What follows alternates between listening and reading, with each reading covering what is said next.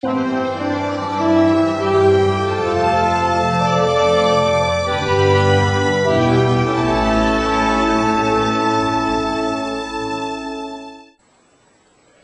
was about 19 or 20, I had a pen friend who was quite a few years younger than me. I think he was about 15. He was called Dominic. And I used to confide all this stuff in him about how I felt about the world, the fakeness of it all, and how I struggled to fit in with the world. I felt very much like an outsider, and I was telling him all this stuff. And one day I got this video sent to me, and it was of a 1967 television series called The Prisoner. And the letter that came with this video said, I think you should watch this, because I think you'll identify with it. Well, I watched it, and boy, did I identify with it.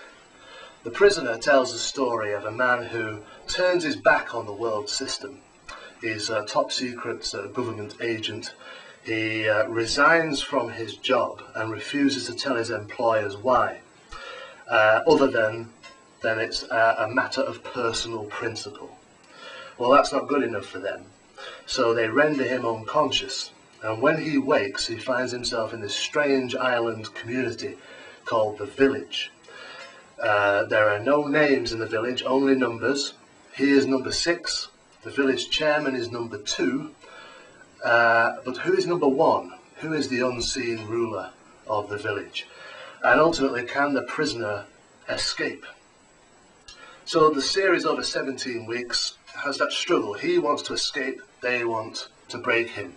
And that was really the appeal of the programme, and I was really drawn into it. I could see parallels with my own life and my own feelings.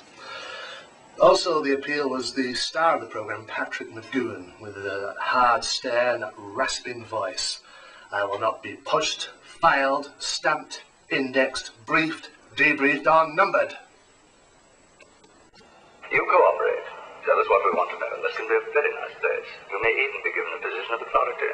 I will not make any deals with you. I've resigned. I will not be pushed, filed, stamped, indexed, briefed, debriefed, or numbered. Good day, number 6. Number what? 6. For official purposes, everyone has a number. Yours is number 6. I am not a number. I am a person. Different episodes of The Prisoner explore different areas of society and our struggle with society. One of my favourite episodes is called Free for All, and it's where they have elections in the village, and number 6 runs for the office of number 2.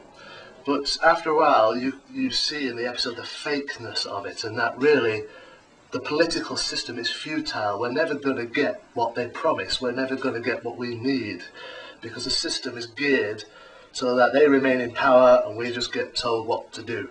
Really like that one. There's an episode called The General, which looks at the education system. Is education really indoctrination? Learning things by rote isn't really learning, it's programming. And that spoke to me very much so, that episode. And another favourite is called A Change of Mind, which explores the worlds of psychiatry and psychology. And in that episode, when the prisoner refuses to conform, in spite of all their efforts, he won't conform, they then brand him Unmutual. And they announce it on the tannoy. From now on, number 6 is to be regarded as unmutual, and they regard him as an outcast. Long before I wrote my autobiography, I used to think, in my 20s, if I ever write my life story, I really must call it The Feelings Unmutual. There's a reference to that episode of The Prisoner, but also because it really encapsulated how I was feeling. Originally, the building behind me was Alpine Soft Drinks, which was my first full-time job. This building's empty now, but I can see the layout exactly as it was. Where that pink door is, where the gangway is there, the window to the right of it, that was the canteen. The window to the left of it was the syrup mixing room, where my friend Wayne made the batches to be released to the production line, and where I tested the pop before it was released. When I came here in 1989, I had to go through all the trauma again, as I had when I started school and when I started Tesco's and my part-time jobs. But after about a year, I did settle in here, and that the core staff, the main people involved in production, whom I work with, I got on with quite well. But still, at the end of every week, 1 o'clock on a Friday, they'd say, "Do you want to come over the road for a pint before you go home?" And I always said no, and they'd do their level best to turn it down. But I said no because I was still grappling with social phobia.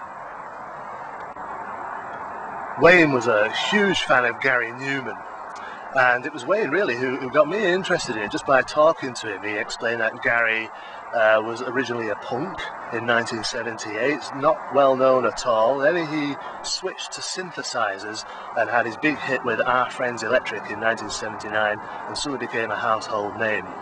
But Gary couldn't cope with that sudden transformation in his life of fans who were really obsessive, and the press who were so vitriolic in their coverage of him. He couldn't cope with it. And he also had problems with social interaction and integrating into society, and all of that came through in his lyrics, which is what drew me to him. He, in the early albums, he used to set his feelings against the backdrop of science fiction, and a good example of that is My Shadow in Vain. Stroll to the cafe, my God, how time flies. I close up my brain and another friend dies. I feel like a mirror, feel like nothing is mine.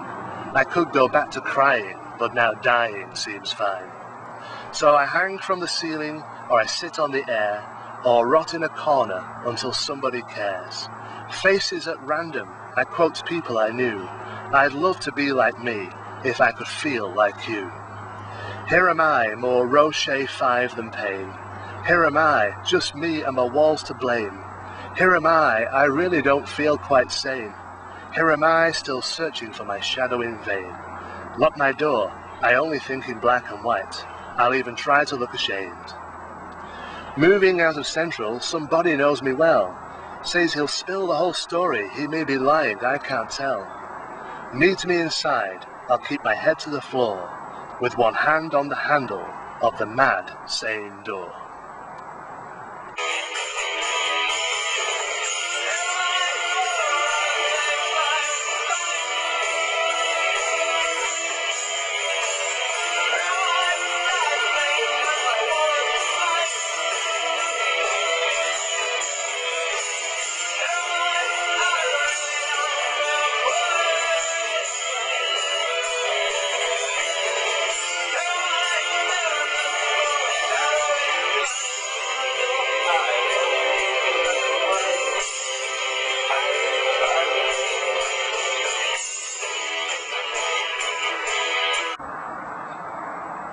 By 1982, Gary had dropped the science fiction themes and was just writing from his heart. And I really identify with this lyric. It's a song called Noise, Noise. What's it to you if I feel now just a face in the wall crawling out of the ground?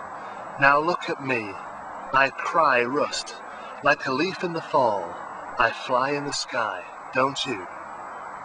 What's it to you? This noise, noise, like a plaque on the wall, one of these days, I'll just leave.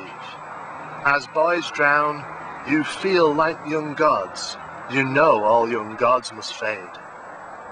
What's it to you? Going down, boys, like a screw in the wall, my lovers never leave in love. Play war like Marines, just noise, noise, and just roar, roar. One of these days.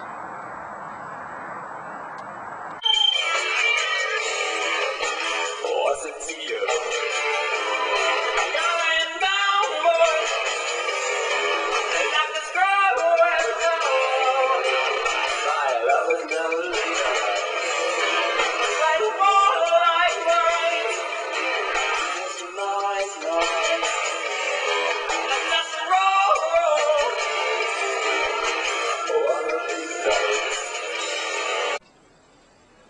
This quote from Gary Numan from 1979, I may commit suicide or I may one day be completely alright.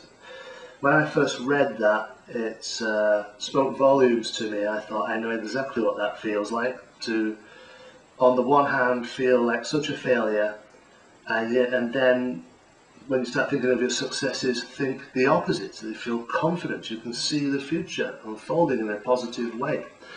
So I approached the management of Gary Numan and asked could I use the quote for the feelings Unmutual. And his response was fed back to me, emailed back, and he said, I can't believe that I would ever say such a thing. I can't imagine that I would ever say such a thing, but if it's written down, if it's a quote, tell him he can use it. So I'm grateful to Gary Numan for that. I did use it, and I sprinkled it throughout the feelings Unmutual.